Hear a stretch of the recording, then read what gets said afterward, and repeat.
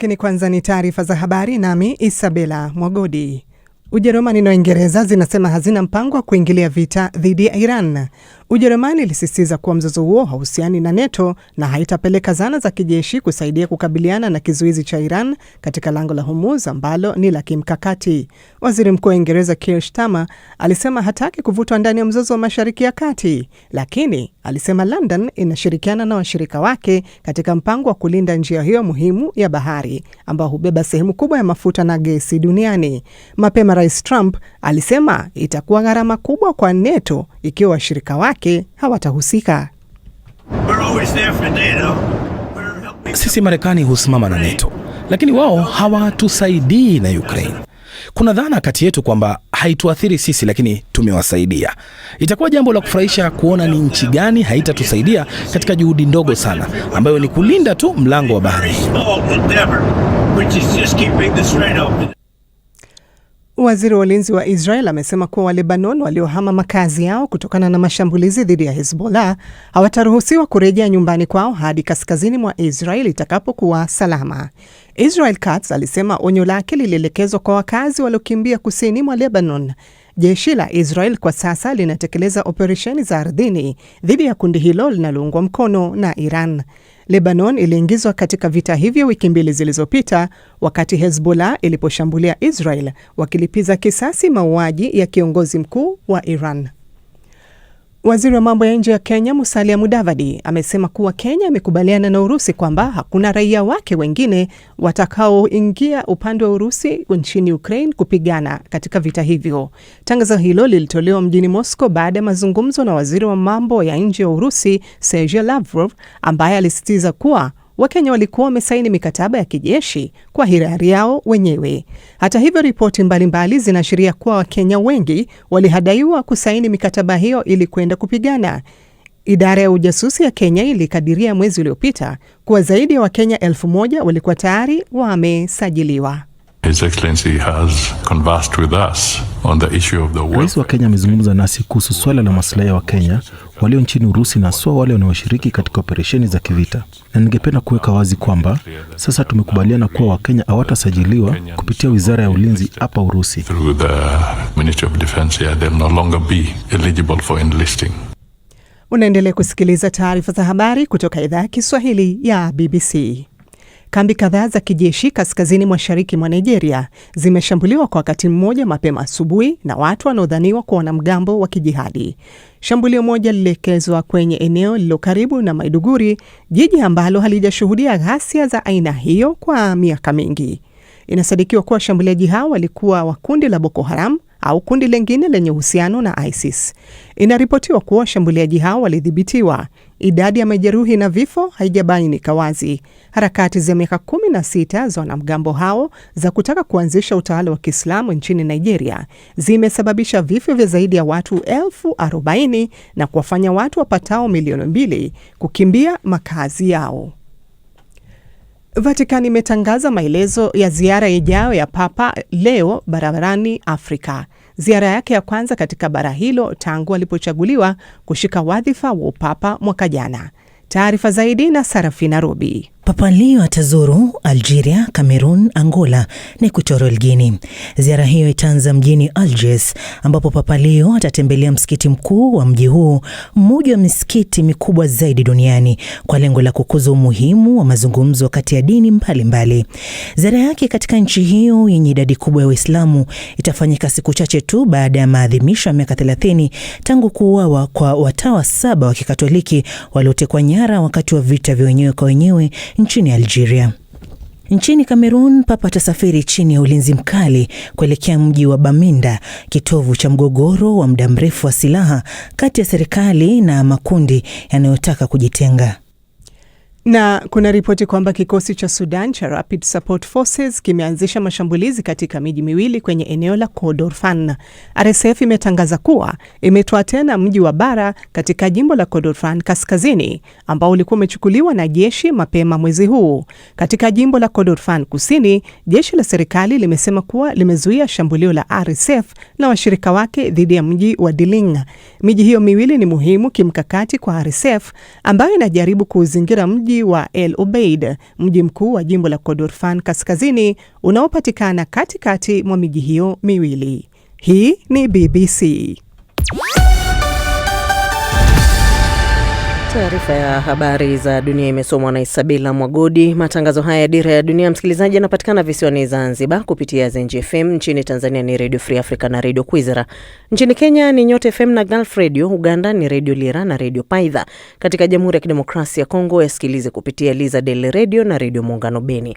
Aidha yanapatikana kupitia FM, tovuti yetu bbcnewsswahili.com na kwenye ukurasa wetu wa Facebook BBC News Swahili, ambako hapo msikilizaji una fursa ya kutuachia maoni yako. Tukipata nafasi bila shaka tutayasoma kadri tunavyosonga mbele katika matangazo haya ya Dira ya Dunia. Jioni huko na Mekaro Robi nikiwa Nairobi, mwenzangu ni Martha Saranga akiwa Dar es Salaam. Kwema huko?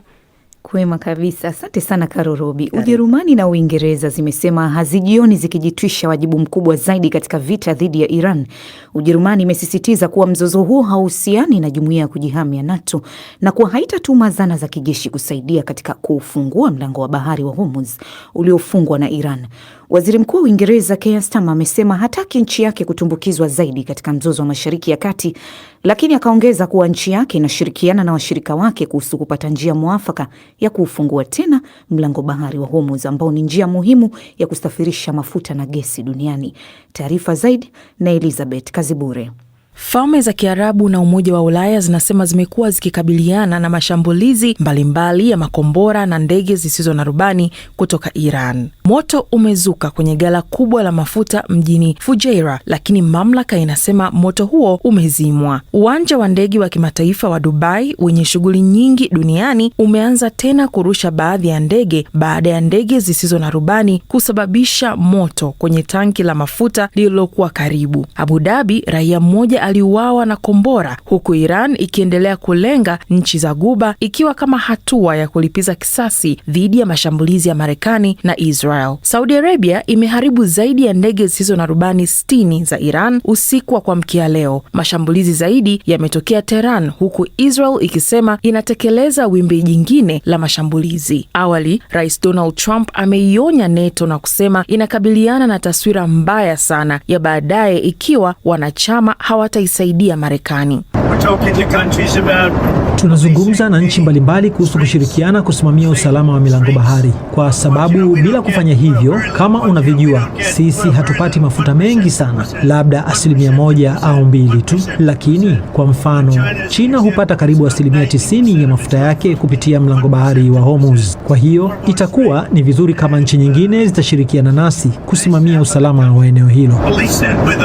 Pia alitishia kuchelewesha ziara yake ijayo nchini China iwapo Beijing haitasaidia. Japan na Australia tayari zimesema hazitatuma msaada wa baharini. Rais Trump amesema ana mazungumzo na takriban nchi 7 kuhusu kusaidia kulinda mlango wa Hormuz, huku vita vyake dhidi ya Iran vikishuhudia uchumi wa dunia ukitikisika. Waziri wa mambo ya nje wa Ujerumani Johann Wadephol alisema NATO haina nafasi katika vita hii, lakini hatua zinazofuata za usalama wa pamoja zinaweza kujadiliwa mara malengo ya Marekani na Israel yatakapowekwa wazi. Kwanza, tunataka kujua kutoka Israeli na Marekani lini wanakusudia kufanikisha malengo yao ya kijeshi nchini Iran. Mara tu tutakapopata wazo kuhusu hilo, basi tunaona kuna haja ya kuhamia katika hatua inayofuata, yaani ile ambapo muundo wa usalama wa kanda hii yote pamoja na nchi jirani lazima uwe wazi. Na hiyo bila shaka itahitaji kuingizwa kwa Irani majadiliano ndani ya mfumo huu. Waziri wa mambo ya nje wa Umoja wa Ulaya leo atajadili kuongeza muda wa operesheni ya kikanda ya kisiwa cha Bahari Nyekundu ili kusaidia kufungua tena misaada ya kibinadamu. Kaja Kallas ndiye mkuu wa sera za kigeni wa Umoja wa Ulaya. Kufungwa kwa Hormuz ni hatari sana kwa usambazaji wa mafuta na nishati barani Asia. 85% ya mafuta na gesi zinazopatikana katika Hormuz huenda katika nchi za Asia, lakini pia ni tatizo kwa mbolea. Na kama kutakuwa na uhaba wa mbolea mwaka huu, pia kutakuwa na uhaba wa chakula mwaka ujao. Kwa sasa, Israel imesema imeanza operesheni za ardhini zilizo na lengo maalum na za kiwango kidogo dhidi ya Hezbollah inayoungwa mkono na Iran kusini mwa Lebanon. Taarifa za mabomu makali zimeripotiwa mjini Tehran, huku Iran na Hezbollah zikishambulia Israel kwa makombora makombora, Saudi Arabia imesema imepiga chini idadi kubwa ya ndege zisizo na rubani usiku kucha. Elizabeth Kazibure, Dira ya Dunia, BBC. Na msikilizaji, tukisalia katika mzozo huo wa Mashariki ya Kati katika siku za mwanzo wa vita hivi kati ya Israel na Iran, Waziri Mkuu wa Israel Benjamin Netanyahu alisema anaweza kufanya kile ambacho alitaka kufanya kwa takriban miaka 40, kuangamiza kabisa kile alichokita kuwa utawala wa kigaidi Iran. Bwana Netanyahu aliwaambia Waisraeli kwamba kampeni ya mashambulizi tayari imefanikisha baadhi ya malengo yake. Isabela Mwagodi anakuarifu zaidi.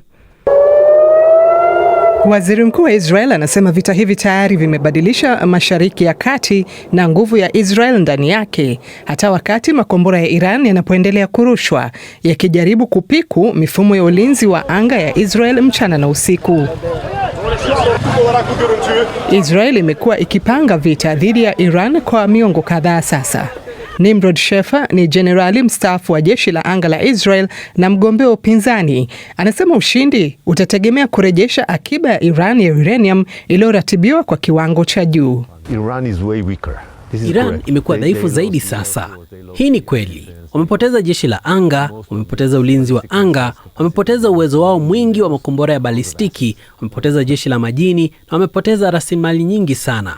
Sasa wamesema, sawa, tumeelewa mchezo huu. Sasa tunafahamu mtaendelea kutushambulia hadi tutakapokuwa na uwezo wa nyuklia. Hali hii inaweza kuwa mbaya zaidi kuliko ilivyokuwa awali. Tishio la makombora ya Iran haliwafanyi tena watu kukimbilia kwenye vyumba vya kujikinga kwa kasi za zamani. Lakini kwa watu wa utawala huo bado upo mamlakani, je, vita hivi vitakuwa vita ambavyo Israel italazimika kupigana tena baada ya mwaka mmoja au miwili? Ikiwa ni lazima, tufanye nini? Bado ni mafanikio makubwa sana, kwa sababu hawawezi kutuchukulia kama walivyotuchukulia hapo awali. Tishio la makombora ya Iran haliwafanyi watu kukimbilia tena kwenye vyumba vya kujikinga kwa kasi kama zamani. Lakini kwa kuwa utawala huo bado upo mamlakani, je, vita hivi vitakuwa vita ambavyo Israel italazimika kupigana tena baada ya mwaka mmoja au miwili?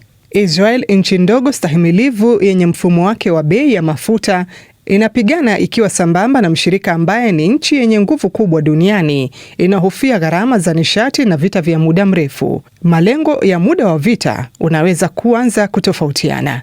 Michael Oren ni balozi wa zamani wa Israel nchini Marekani.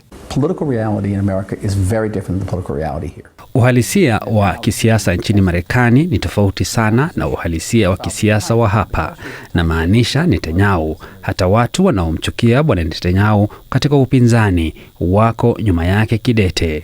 Swali ni kwamba ratiba inategemea zaidi Marekani kuliko Israel. Sisi hatuhisi mzozo wa kiuchumi, hatuhisi kupanda kwa bei ya mafuta, hatuhisi shinikizo lolote kati ya hivi vinavyoikabili Marekani. Hafikwazi serikali ya Israel. Israel pia inapigana vita hivi kwenye mpaka wake wa kaskazini dhidi ya washirika wa Iran nchini Lebanon, Hezbollah. Mzozo unaojirudia ambao baadhi ya viongozi wa kijeshi wanaona kuwa ni fursa ya kumaliza kabisa.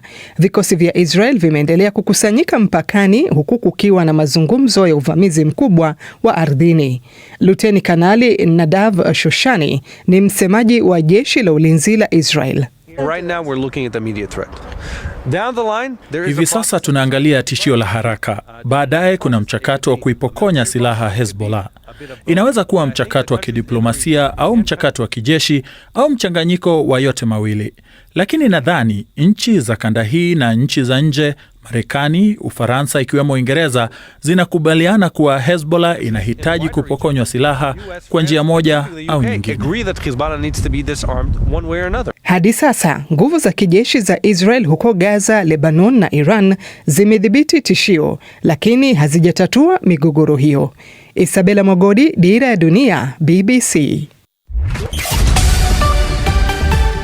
Habari kuu jioni hii. Uingereza na Ujerumani zasema hazitaki kujitumbukiza katika mzozo mpana Mashariki ya Kati, wakati ambapo rais wa Marekani akizitaka nchi za NATO kuchukua hatua kulinda mlango bahari wa Hormuz. Na watabiri wa hali ya hewa nchini Kenya watahadharisha kuwa mvua kubwa inayoshuhudiwa katika maeneo mbalimbali itaendelea hadi mwezi Mei. Hii ni BBC. Shukran msikilizaji kwa kuendelea kuwa nasi kwenye matangazo haya ya Dira ya Dunia kutoka idhaa ya Kiswahili ya BBC, ukiwa na Karorobi na mwenzangu Martha Saranga.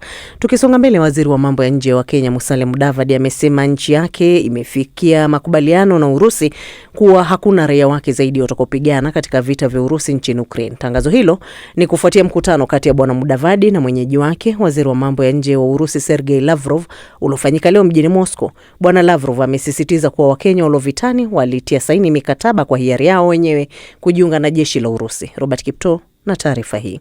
Serikali ya Urusi imesema itasitisha mpango wake wa kuwasajili wa Kenya kujiunga na jeshi lake kupigana nchini Ukraine. Waziri wa mambo ya nje wa Kenya Musalia Mudavadi, ambaye yuko ziarani nchini Urusi, amesema baada ya mazungumzo na mwenzake wa Urusi, wa Kenya sasa hawatasajiliwa tena kujiunga na jeshi la Urusi. Zaidi ya Waafrika 1780 kutoka mataifa 36 ya Afrika wanaaminika kujiunga na jeshi la Urusi na kwa sasa wako katika uwanja wa vita nchini Ukraine. Ripoti zimenadi kuwa Waafrika wengi ikiwa ni pamoja na Wakenya wanahaidiwa kazi nzuri nchini Urusi, lakini wanapofika huko wanalazimishwa kujiunga na jeshi baada ya kupewa mafunzo mafupi ya kijeshi. Idara ya ujasusi nchini Kenya imesema kuwa zaidi ya Wakenya 1000 wametumwa na Urusi kupigana nchini Ukraine. Akiongea baada ya kufanya mazungumzo na waziri wa mambo ya nje wa Urusi Sergei Lavrov, Mudavadi amesema kuwa wameafikiana kuwa Wakenya sasa hawatasajiliwa tena kujiunga na jeshi hilo la Urusi. Mheshimiwa amezungumza nasi kuhusu swala hili la Wakenya ambao wako nchini Urusi na haswa wale ambao wanahusika katika operesheni hiyo maalum. Na ninataka kuweka wazi kwamba sasa tumekubaliana kwamba Wakenya hawatasajiliwa kupitia idara ya ulinzi au wizara ya ulinzi ya Urusi. Hawatafikia vigezo vya kusajiliwa tena. Tangu kuanzisha vita nchini Ukraine mwaka 2022, Urusi imeshutumiwa kwa kuwasajili raia wa kigeni kujiunga na jeshi lake. Baadhi ya raia hao wamejiunga kwa hiari kutokana na mishahara minono na ahadi za kulipa marupurupu zaidi, huku wengine nao wakisema kuwa wamelazimishwa kujiunga na jeshi la Urusi baada ya kudanganywa kuwa wanapelekwa mjini Moscow kwa kazi zingine za ofisi au katika maduka ya jumla. Hata hivyo, Lavrov hakusema lolote kuhusiana na mkataba huo, lakini amesema kuwa Wizara ya Ulinzi nchini humo imeanzisha uchunguzi kuhusiana na madai hayo ya Kenya ambayo imesababisha hofu kwa mshirika wake mkuu. Amesema kuwa Urusi haishurutishi mtu yoyote kujiunga na jeshi lake, lakini amesema katika operesheni maalum za kijeshi watu hujitolea kujiunga na jeshi la nchi hiyo kwa masharti na sheria za Urusi. Mwanariadha wa Kenya wa mbio za masafa marefu Evans Kibet, ambaye alikamatwa na wanajeshi wa Ukraine na kuzuiliwa kama mfungwa wa kivita, amenukuliwa akisema kuwa alihadaiwa kusaini kandarasi ya kujiunga na jeshi la Urusi baada ya kwenda mjini Moscow kwa dhamira ya kushiriki katika mbio za marathon.